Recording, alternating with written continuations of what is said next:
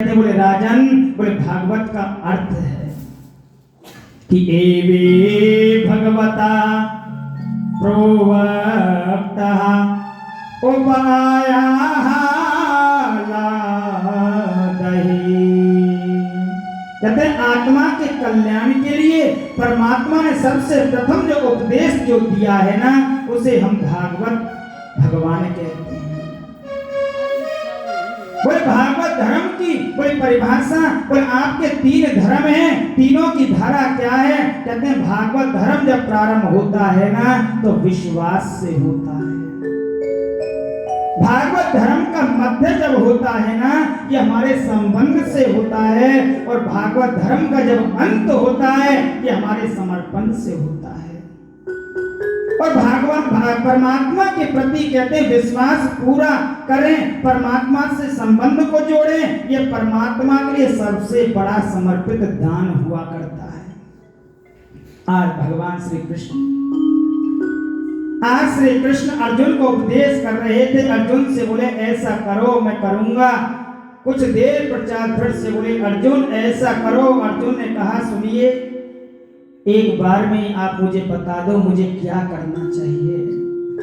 भगवान कहते हैं तुम ये बात अपने हृदय में बैठा लो कि जीवन में जो भी तुम करते हो ना, ये सब समर्पित कर दो। यहाँ पर नव योगेश्वर कह रहे हैं शरीर से, वाणी से, मन से, और इंद्रियों से जो भी कुछ हमसे किया जाए ना, सब परमात्मा को ही समर्पित करो। ऐसी परिस्थिति पर जो व्यक्ति जब चलता है ना, कहते हैं भागवत धर्म का अनुशीलन करने वाला व्यक्ति वो भगवान का भक्त कहलाया करता है। क्योंकि जब तक हमारे विश्वास ना होगा ना, बोले जब तक विश्वास ना होगा, बोले भागवत धर्म चलेगा कैसे? क्योंकि विश्वास से ही परमात्मा का सबसे बड़ा वास है कि विश्वासम फलम दायकम। कि जो कण-कण में परमात्मा को जो देखता है ना, विश्वास को रखता है, उसको कोटि भागवत का फल जो है ना, उसको प्राप्त होता है। विश्वासम फलम प्राप्तम, विश्वास का ही फल भागवत है। बोले एक बार इसी प्रकार से भगवान कहने लगे, बोले उद्धव ने भी ये बात जब सुनी ना, भगवान कृष्ण ने भी उद्धव से कहा, बोले उद्धव ये संतों के लक्षण हैं, बोले वो मैंने तुम्हें जो बता दिया उसको तुम कहो। देखो चारों युगों में सतयुग जो है ना वो मैं हूँ, चारों वेदों में श्याम वेद जो है ना वो मैं हूँ, अक्षरों में ओम का जो अक्षर आता है ना वो मैं हूँ, मंत्रों में ओम सबसे पहले जो आता है ना वो भी मैं हूँ। उद्धव सुनना क्या है, उसके बाद में उसका चिंतन करो केवल। और मैं आज पुनः तुम्हें बताना चाहता हूं कि ये संसार क्या है। बोले संसार तो एक वहम है। बोले संसार क्या है? बोले संसार तो एक स्वप्न है। बोले स्वप्न कैसा? कि मोह निशा जग सोव निहारा, देखहि सपन अनेक प्रकार। बोले जब हम रास्ते में कभी अगर गाड़ी लेके जाते हैं ना, तो गाड़ी में बैठते हुए हमें सामने से जो सड़क जो दिखाई देती है ना, वो पानी पानी दिखाई देती है। और जब उसके सड़क के जब पास में जब जाते हैं तो क्या दिखाई देता है? वो पानी नहीं, वो सड़क ही दिखाई देती है। कि मोह निशा जग सोब निहारा, देखहि सपन अनेक प्रकार। बोले हम सोते हुए सपनों को देखते हैं, लेकिन सपन भी कभी सत्य नहीं होते। उद्धव ये संसार भी सपना है, सत्य तो केवल मैं हूँ, मेरा नाम जो है ये सत्य है, बाकी सब कुछ इस संसार में असत्य ही असत्य है। इसलिए सत्य के द्वारा सत्य को पहचानो कि हमारे जीवन में सबसे बड़ा सत्य क्या है। इसका चिंतन तुम बद्रीनाथ धाम में जाकर के करना, और वहां अलकनंदा नदी के दर्शन करना, मेरा चिंतन करना, और मैं वहां पर जाकर के तुमको प्राप्त हो जाऊंगा। इतना कहकर के भगवान श्री कृष्ण महाराज मौन हो गए। इतने में यदुवंशियों की बुद्धि बिगड़ गई। उनकी बुद्धि में विरक्ति कब आई गई कि परमात्मा कहते हैं जिसको जब तकलीफ देते हैं ना तो उनकी बुद्धि महाराज बिगड़ जाती है। विनाश काले विपरीत बुद्धि। आज महाराज यदुवंशियों एक दूसरे पर वार करने लग रहे थे। यदुवंशी जो थे एक दूसरे पर वार करने लगे, तलवारें खनक उठी, धनुष बाण जब चलने लगे तो कृष्ण बलराम अब समझने लगे कि अरे बेटा तुम क्यों झगड़ रहे हो, क्योंकि यदुवंशियों की बुद्धि तो महाराज ऐसी बिगड़ी कि कृष्ण बलराम को भी मारने के लिए दौड़ पड़े। कन्हैया ने बलराम से कहा, बोले भैया अब तो यही होना है, अब तो यही होना है। कृष्ण बलराम वहां से चलकर के कहां गए, एक ऊंचे टीले पे जाकर के पहुंच गए। एक ऊंचे टीले पे जाकर के पहुंच गए। प्रयास क्षेत्र में लड़ते लड़ते यदुवंशी आ गए और वहां पर महाराज जितने भी थे सब समाप्त हो गए। सारे शस्त्र जो थे वो भी समाप्त हो गए, लेकिन जो लोहे का मसूल जो था यदुवंशियों ने पीस करके महाराज समुद्र में जो फेंका था ना, उसके चूर्ण से एक किनारे पर एरका नाम की एक घास उग गई थी। एक घास उग गई थी, लेकिन उसी को उखाड़ करके कोई एक दूसरे पर यदुवंशी जो थे ना उससे ही वार करना प्रारंभ कर दिया। उद्धव तो महाराज बद्रीनाथ जाने की तैयारी हो गई, वो तो महाराज उद्धव जी बच गए, लेकिन 99 लाख से ज्यादा जिनकी संख्या थी महाराज आज यदुवंशी लड़ते लड़ते सब समाप्त हो गए। 4-5 बचे थे कि महाराज वो भी धीरे धीरे सब समाप्त हो गए। आज बलराम श्री कृष्ण के चरणों में प्रणाम किया और कहा, प्रभु मैं तो आपके चरणों का सेवक हूँ, शेष नाग अवतार हूँ, आपके श्री कृष्ण चरित्र में बोले आपका मैं भ्राता बन करके आया था। और दूसरे ही पल बलराम जी तो शेष का रूप धारण किया और क्षीर सागर में जाकर के चले गए। लेकिन वही लोहे के मसूल को समुद्र में पीस करके जो फेंका था ना, उसका एक टुकड़ा जो था ना महाराज वो मछली निकल गई और मछली को मार करके उस टुकड़े को एक पहेलिया ने क्या किया, अपने बाण पर जाकर के रख लिया। आज मेरे प्रभु महाराज श्री कृष्ण प्रयास क्षेत्र में पीपल के पेड़ के नीचे दाहिनी जांघ पर बाएं चरण को रख करके अर्ध अवस्था में महाराज शयन कर रहे थे तो पहेलिया आया। पहेलिया ने उसी वन में डोल रहा था और दूर से देखा तो गोविंद के तलवे को देखा कि उसने देखा कोई महाराज और कोई है, उसने ये नहीं देखा कि गोविंद है।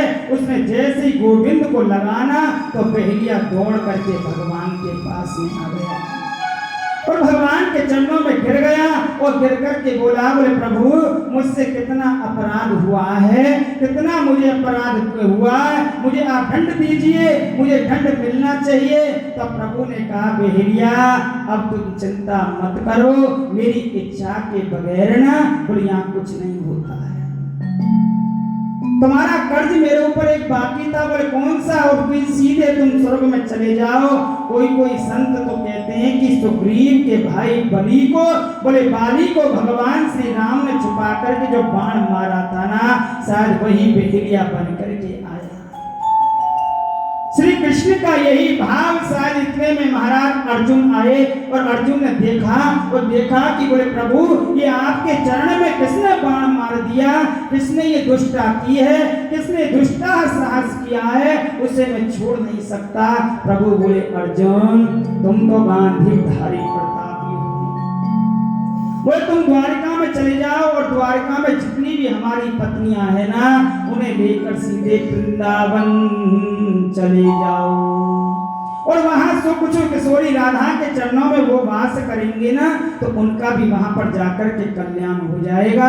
अर्जुन रोते रोते महाराज द्वारिका से भगवान कृष्ण की पत्नियों को लेकर के चले तो मार्ग में कृष्ण भील बन करके आ गए और भील अर्जुन से अपनी पत्नियों को चुराने जब लगे ना तो भगवान अर्जुन को ये बताना चाहते थे कि मेरे बिना तुम्हारा ये गांधीव जो है ना ये किसी काम का नहीं है, यही मेरी शक्ति से चलता है। इतने में दारुक नाम का एक सारथी आया, उसने जीवन भर गोविंद का जिसने रथ चलाया था वो कमंडल में जल भर करके लेकर के आया। तो द्वारकाधीश ये क्या हुआ, ये आपके चरणों में बाण कैसे लगा?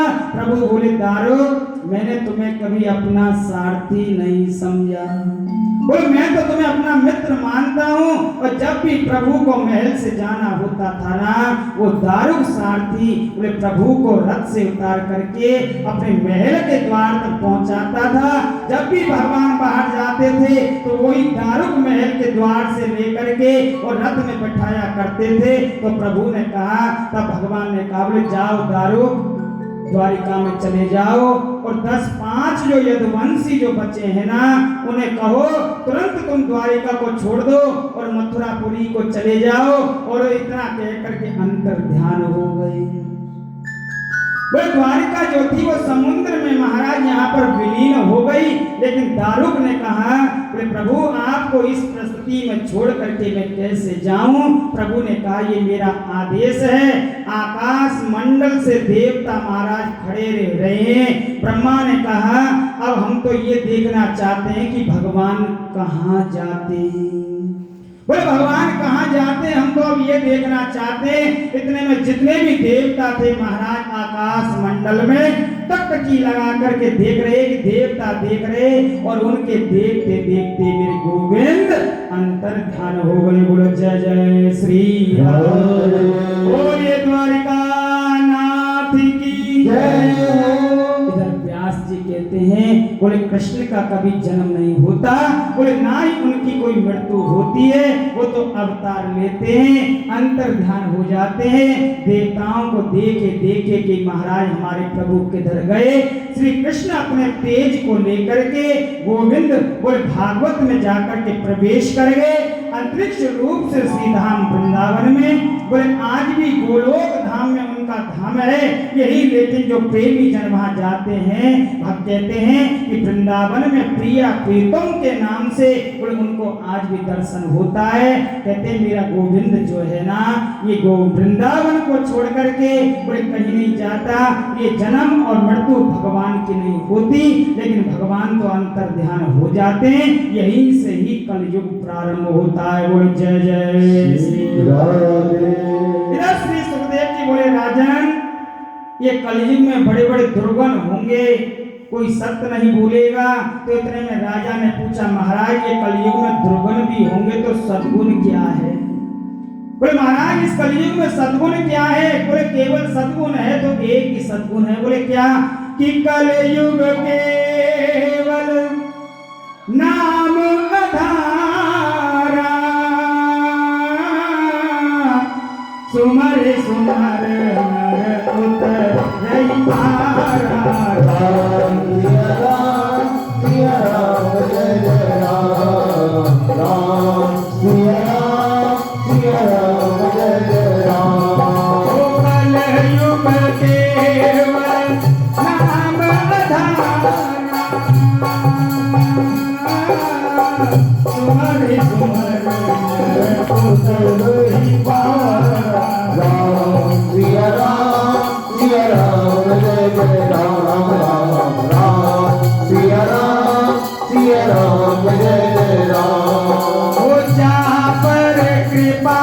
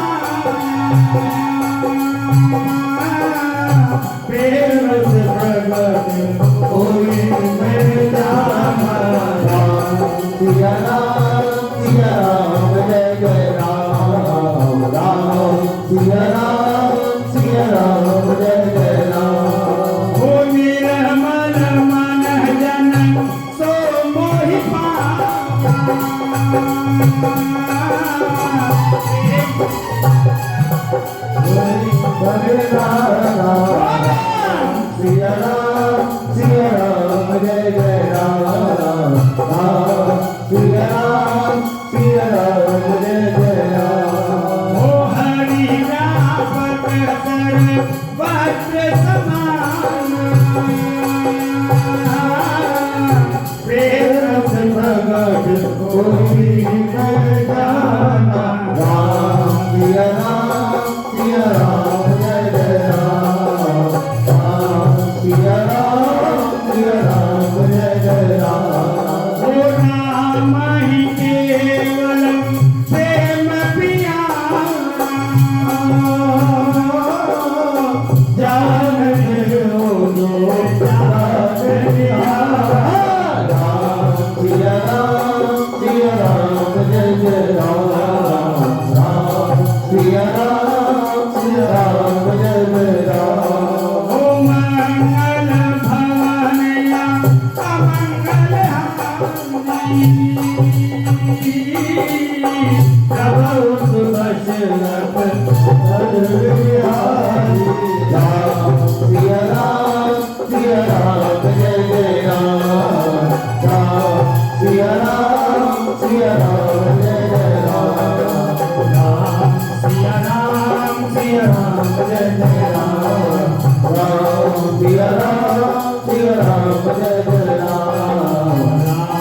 सिया राम जय जय कि कलयुग नाम आधार सुमर सुमर नर उतर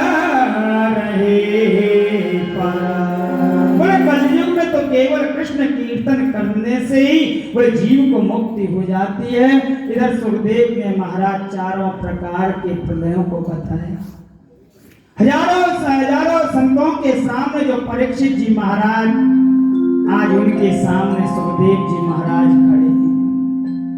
सुखदेव जी कहते हैं बोले हे राजन, बोले राजन मैंने तुम्हें भागवत की कथा जो सुनाई है ना, ये 7 दिन पहले तुमने एक संत के गले में बोले मरे हुए सर्प को जो डाल दिया था ना, वो संत के तेजस्वी पुत्र ने बोले तुमको जो श्राप जो दिया था, आज से 7वें दिन तक्षक के दर्शने से बोले तुम्हारी अकाल मृत्यु हो जाएगी। वो तक्षक जो है ना आज जरूर आएगा, क्योंकि सभी की मृत्यु जो है ये तक्षक के काटने से होती है। तक्षक ही तो काल है। राजन मैं तुम्हें ये बता रहा हूं कि तक्षक तुम्हें नहीं काट सकता है। बोले तो शरीर को तो काटेगा लेकिन तुम्हें नहीं काट सकता। अब तक तुमने हजारों प्रश्न मुझसे करे हैं ना, और मैंने तुमको हजारों प्रश्नों का तुमको जवाब दिया है, लेकिन आपसे अब मैं एक प्रश्न यहाँ करना चाहता हूँ। बोले क्या? परीक्षित बोले आप मुझसे क्या प्रश्न करोगे महाराज?